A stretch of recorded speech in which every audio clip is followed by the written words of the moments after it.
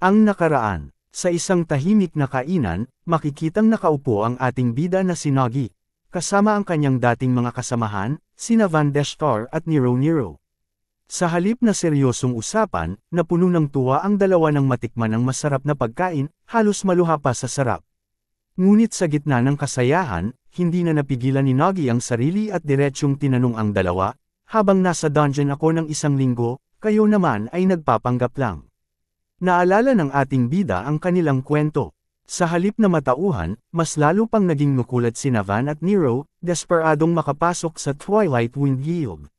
Ngunit isang matalim na titig mula kay Dorothy, ang mahigpit na treasurer ng guild, ang sumalubong sa kanila. Isang kondisyon ang kanyang ibinunyag, kung gusto ninyong sumali, magdala kayo ng 5,000 ginto. Nagkatinginan sina Van at Nero, gulat na gulat. 5,000 ginto. Sa desperasyon nilang makahanap ng pera, isang misteryosong lalaki ang lumapit sa kanila, may maskara sa mukha at isang pilyong ngiti. Sa mapanuksong tinig, sinabi niya, gusto niyo bang yumaman ng biglaan? Sa harap nila, 3 tasa, at 1 dice. Isang sugal, isang mabilisang pagkakataon para kumita ng ginto. Agad nagningning ang kanilang mga mata. Ayos, kikita tayo dito. Ngunit sa isang iglap, sa bilis ng kamay at talas ng panlilinlang, naubos ang lahat ng kanilang pera. Bumalik tayo sa kasalukuyan, si Nagi, nakatitig sa kanila, seryoso ngunit halatang nadidismaya. Naubos nyo ang pera sa sugal, at nagutom kayo ng ilang araw. Hindi makatingin sina Van at Nero, halatang napahiya. Salamat na lang sa pabrika, kundi patay na kami, sagot ni Van habang napapaluha sa pagkain. Ngunit bago pa matapos ang usapan, napangisi si Van.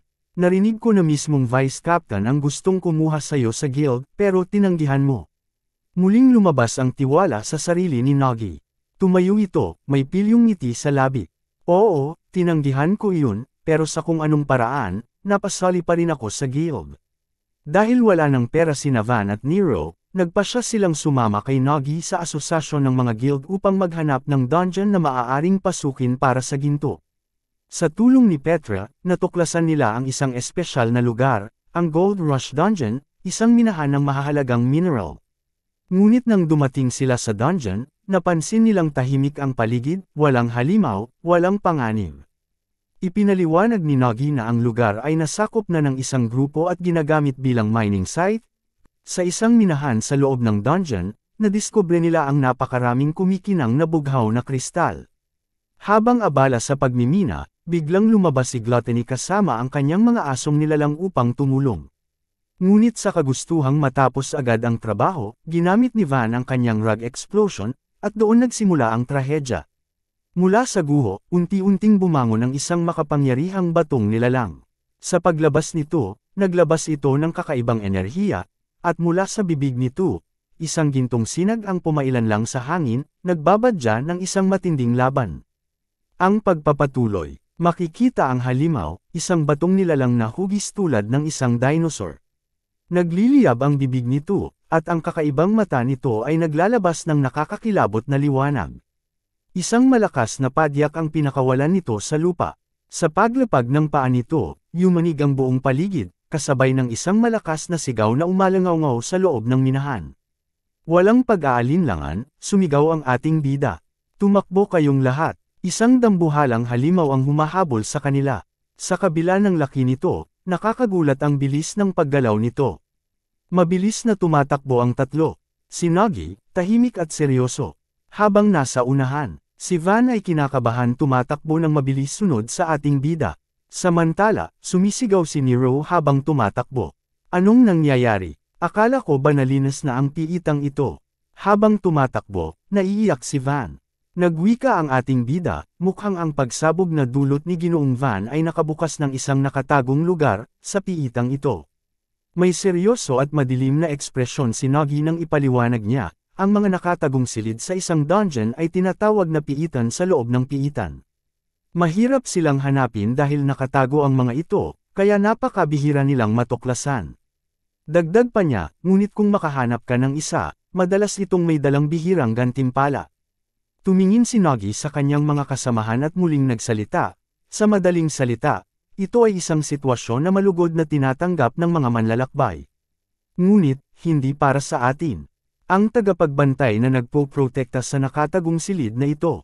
Isa itong dilaw na bato golem, isang C-rank na target para sa pagpuksa. C-rank na target na dapat talunin, dilaw na bato golem. Talagang hindi ito kaya ng grupo natin.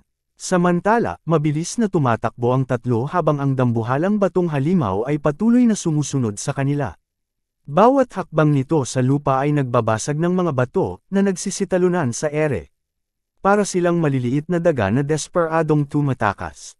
Halos madapa-dapa si Nero sa pagmamadali, habang patuloy silang binabanta ang abutan ng golem. Kinuha ni Nero ang atensyon ng ating bida, tumingin ka sa harapan. Sigaw ni Nero, bakas ang kaba sa kanyang tinig. Napahinto sila sa kanilang pagtakbo, pinagpapawisan at hindi makapaniwala sa kanilang nasaksihan. Napahinto ang grupo ng ating bida, nanlaki ang kanilang mga mata sa pagkagulat. Sa kanilang harapan, isang malaking harang ng nagbagsakang tipak ng bato ang ganap na hamarang sa daanan nila. Mabilis na laming si Nagi, agad na napagtanto ang sitwasyon. Sa seryosong tinig, sinabi niya, ang labasan, na harangan. Isang malamig na katahimikan ang bumalat sa kanila, ramdam ang bigat ng sitwasyon. Muling nagsalita ang ating bida, sa lakas ng pagsabog, kahit ang malayong lugar na ito ay naapektuhan. Natatarante si Van, bakas sa kanyang mukha ang pagsisisi.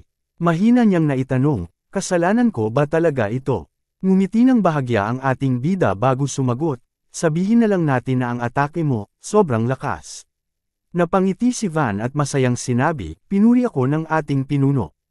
Habang kinakamot-kamot niya ang ulo, tila namumula pa ang kanyang pisngi sa hiya at tuwa. Samantala, tiningnan siya ni Nero na bahagyang kumunat ang noo. Sa tingin ko, hindi yun isang papuri, bulong niya, bakas ang inis sa kanyang mukha. Biglang lumabas si Gluttony mula sa bag, na agad namang ikinagulat ng lahat. Tiningnan siya ng seryoso ng ating bida, ngunit sa halip na mag-alala, isang kumpiyansang ngiti ang lumitaw sa kanyang mukha. Iwanan mo na sa amin ito, aniya. Sa isang malakas at matapang na sigaw, inutusan ni Gluttony ang kanyang mga alagang nilalang. Ang pangkat ng sibat ang magbubukas ng daan.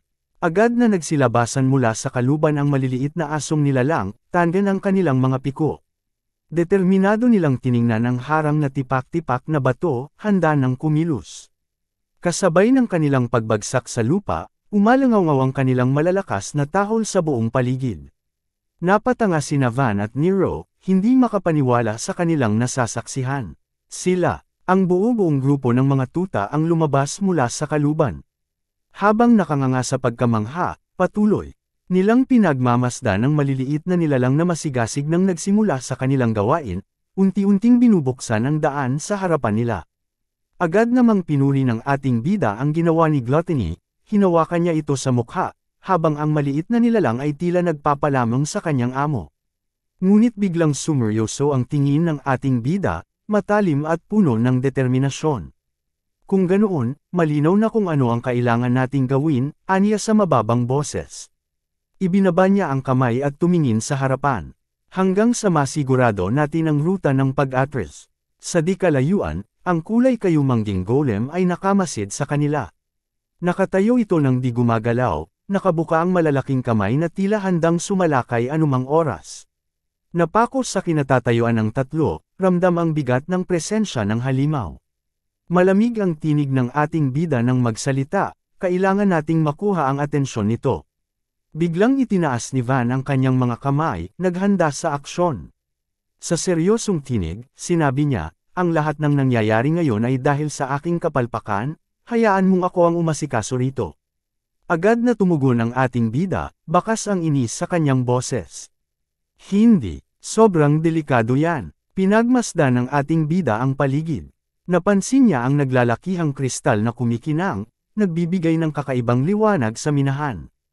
Malamig ang kanyang tinig ng magsalita, ang minahang ito ay may mataas na konsentrasyon ng ether, hindi natin alam kung anong epekto ang maaaring idulot ng isang pagsabog. Humigpit ang kanyang ekspresyon bago nagpatuloy, kung magkaroon ng sunod-sunod na pagsabog at gumuho ang piitang ito, tayo ay matrap, at mamamatay. Sumagot naman si Van, may bahagyang pag-aalinlangan sa kanyang tinig. Ibig mo bang sabihin, hindi ko dapat gamitin ang kakayahan kong pagpapalabas ng mga nilalang gamit ang aking daliri? Bakas sa kanyang mukha ang inis, kasabay ng pakiramdam ng kawalang magawa. Kung hindi niya magagamit ang kanyang kakayahan, paano siya makakatulong? Sumagi sa isip niya ang isang mapait na tanong, kung wala ang kanyang kapangyarihan, ano nga ba ang silbi niya sa grupo? Mabigat ang kanyang boses nang dagdagan niya, paano pa kaya kung isa lang akong ordinaryong tao na walang lakas? Tila pinagpapawisan at naluluha sa nang mapagtanto niyang wala siyang gagawin. Napaupo si Van sa isang sulok, nakayuko at mahina niyang ibinulong sa sarili, wala akong halaga. Samantala, lumalim ang tingin ng ating bida patungo sa taong pusa, bakas ang seryosong ekspresyon sa kanyang mukha. Si Nero naman ang sumires sa katahimikan. Ako na ang bahala rito. Iwanan niyo sa akin ang bagay na ito, aniya, may kumpiyansang ngiti. Pinagdikit niya ang kanyang mga kamay at tumayo ng matuwid. Sa wakas, makakalaban na rin tayo sa mga halimaw. Dagdag niya na may yabang, sabay paghanda ng kanyang posisyon.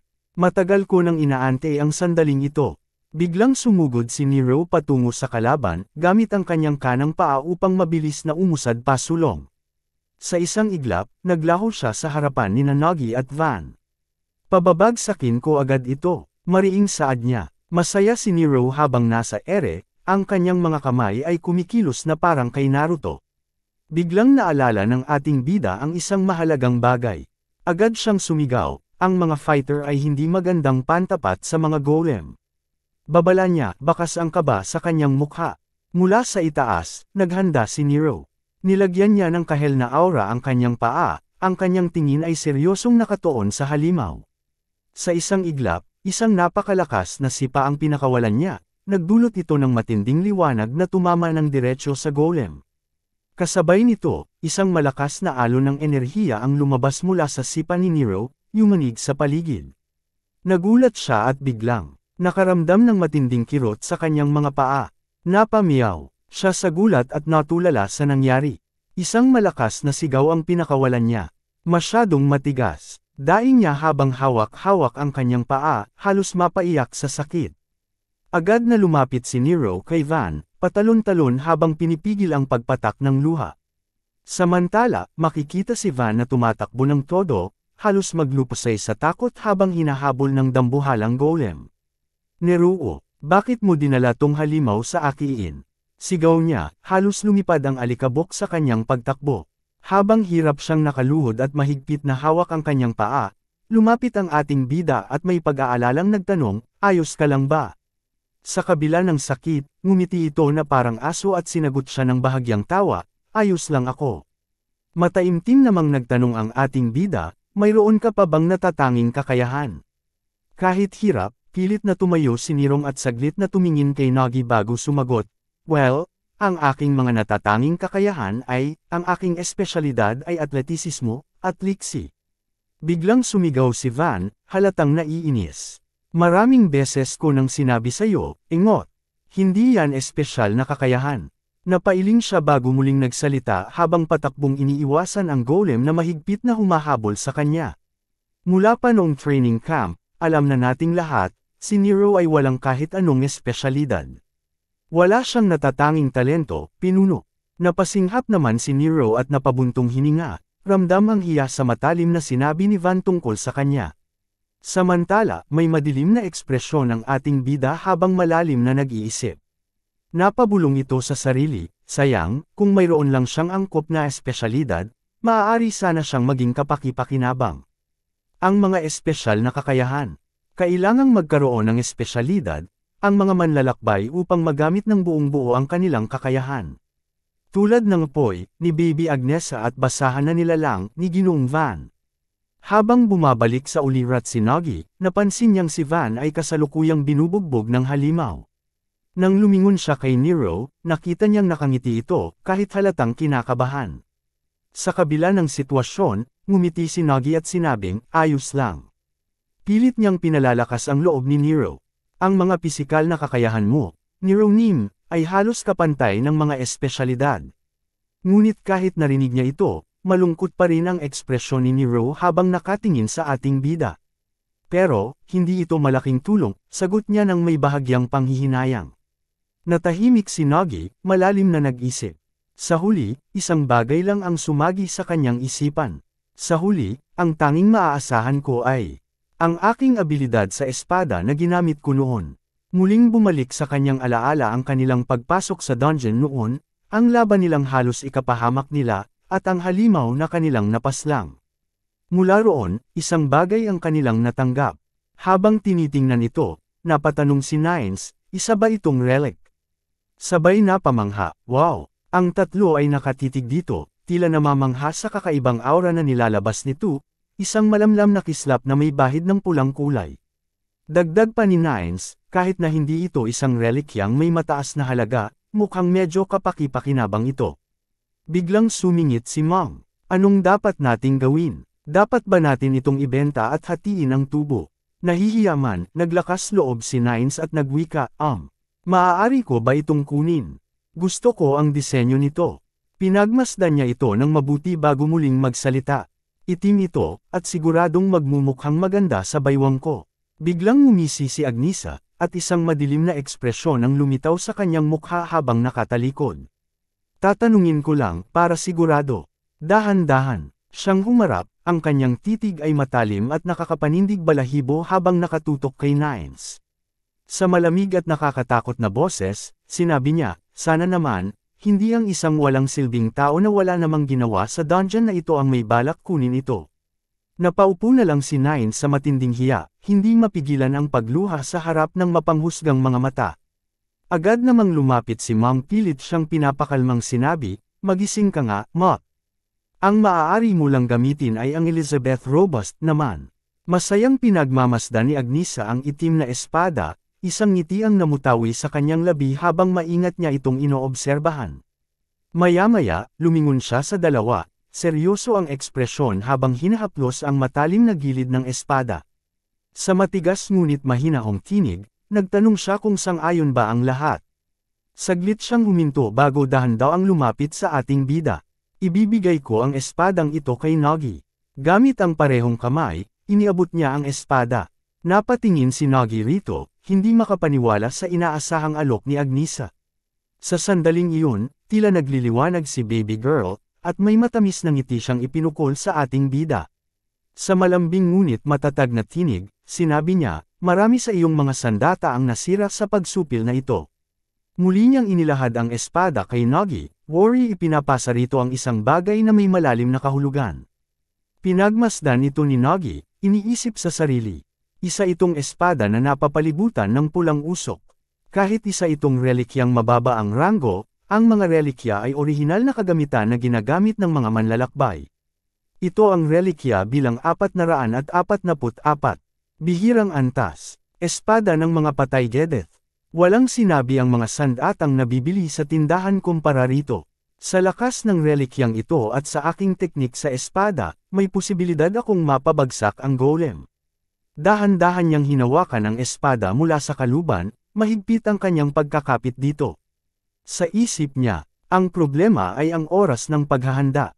Ang teknik na ito sa espada ay nangangailangan ng matinding konsentrasyon at panahon. Naghahanda si Nagi habang nakayuko, nag-iipon ng lakas. Habang mahigpit na hawak ang espada, sinabi ni Nagi kina Nero at Van, bigyan niyo ako ng sapat na panahon. Kailangan niyong guluhin ang halimaw. Sa seryosong tinig, idinagdag niya, meron akong isang lihim na kagamitan na kayang tumalo sa halimaw na ito. Agad namang tumugon si Nero, pasigaw niyang sinabi, hayaan mo na sa akin to. Determinado siyang makatulong sa ating bida, bakas sa kanyang mga mata ang matinding pagpapasya. Kaya ko rin gawin yan, niya. Sigaw ni Nero habang matapang na sumugod at tumalon papunta sa halimaw. Agad naman siyang binalaan ni Van, mag-ingat ka. Isang maling galaw lang, wala nang matitira kahit buto mo. Habang papasugod, nakatuon ang mga mata ni Nero sa itaas ng golem. Samantala, ang golem ay tila napako sa kinatatayuan nito. Hindi gumagalaw, worry naghihintay sa susunod na hakbang ng taong pusa.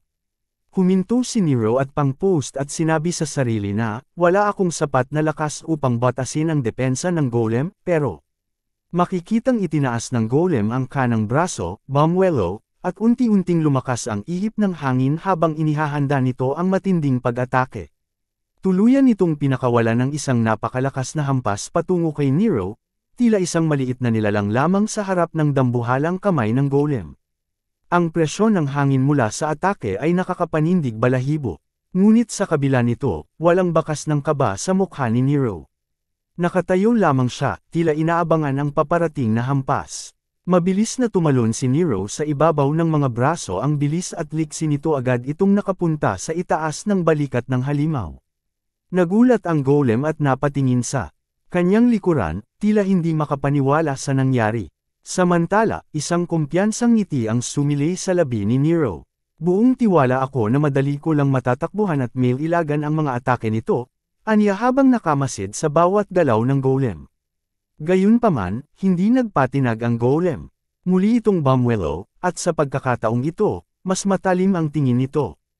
Ang tatlong mata nito ay mabilis na umiikot, nagliliyab sa galit, tila handang tapusin ang laban sa isang iglap. Habang nasa ere, napansin ni Nero ang mabilis na paglapit ng isang napakalaking kamao ng golem mula sa kanyang likuran. Nanlaki ang kanyang mga mata sa bilis ng atake, hindi siya makapaniwala na sa kabila ng laki nito, kaya nitong basahin ang kanyang mga galaw. Samantala, bumalik ang eksena kay Nagi. Ang kanyang espada ay dahan daw ang lumalabas mula sa kaluban, tila nag-iipon ng kapangyarihan. Magsisimula na, mahina ngunit determinadong saad niya. Dahan-dahan niyang ibinalik ang espada sa loob ng kaluban, nakaluhod habang mahigpit itong hawak. Ang kanyang kaliwang paa ay nakaposisyon sa harapan bilang suporta, at ang kanyang buong katawan ay nakapokus.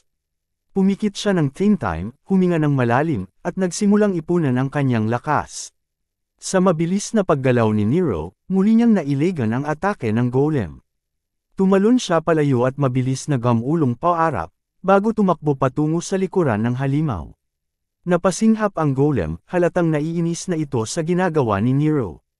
Ang mga mata nitong umiikot ay agad siyang natunton, at sa isang iglap, muli nitong inihanda ang sarili para umatake.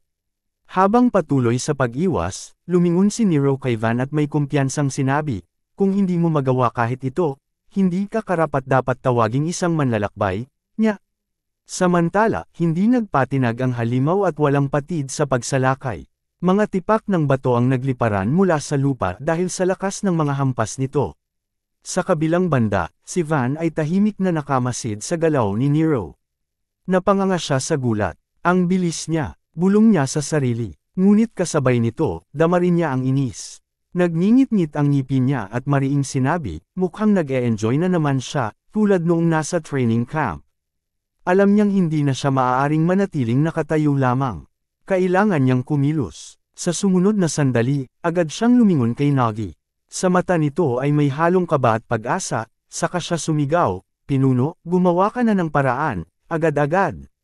Gayunpaman, nanatiling tahimik ang ating bida, hindi gumagalaw ni bahagya. Nananatili siya sa parehong posisyon, nakaluhod, nakapikit, at walang kibo, tila patuloy pa rin sa matinding konsentrasyon. Sa sumunod na sandali, isang bughaw na aura ang unti-unting bumalat sa kanyang katawan. Isang malamig na usok ang lumaganap sa paligid niya, at kasabay nito, ang ihip ng hangin ay biglang lumakas. Habang nag-iipon ng lakas, bumalik ang eksena kay Nero. Malakas na suntok ang pinakawalan ng golem, ngunit madali lang itong nailegan ni Nero. Manlang nagdalawang isip ang kanyang katawan sa paggalaw. Sa kabila ng panganib, nasa kanyang mga mata ang matibay na determinasyon. "Huwag kayong mag-alala," naisip niya. "Kaya ko to." Sa sandaling iyon, bumalik sa kanyang alaala ang isang matamis na ngiti, isang babaeng kakilala niya noon. Ngunit kasabay ng imaheng iyon ay ang malakas na tawanan ng ilang kalalakihan sa paligid. Pinagtatawanan siya, kinukot siya, "Kahit wala akong espesyal na kakayahan," bulong ni Nero sa sarili. Nasa isang sulok lamang siya noon, pinipilit ngumiti sa kabila ng bigat ng pangungot siya. Isang beastman. Isang nilalang na madalas ay hindi binibigyan ng pagpapahalaga. Muli niyang sinariwa ang kanyang pangako. "Kahit na ako'y minamaliit, kahit tingin nila'y wala akong halaga." Ramdam ang bawat tibok ng puso niya, napahigpit ang kanyang kamao. "Papatunayan ko sa lahat, na isa akong magaling na manlalakbay." Bumalik ang ulirat ni Nero sa kasalukuyan. Sa isang mabilis at mataas na pagtalon, naiwasan niya ang malakas na hampas ng golem. Para siyang hangin, magaan, mabilis, at walang kapaguran. Sa gitna ng ere, ginamit niya ang katawan ng golem bilang tantungan. Mabilis siyang humawak sa braso nito, umakyat sa balikat, at muling tumalon ng mas mataas. Papatunayan ko sa inyong lahat. Sigaw niya habang nakatingin pababa sa halimaw. Samantala, ang ating bida ay tuluyan ng napalibutan ng isang maliwanag na bughaw na aura.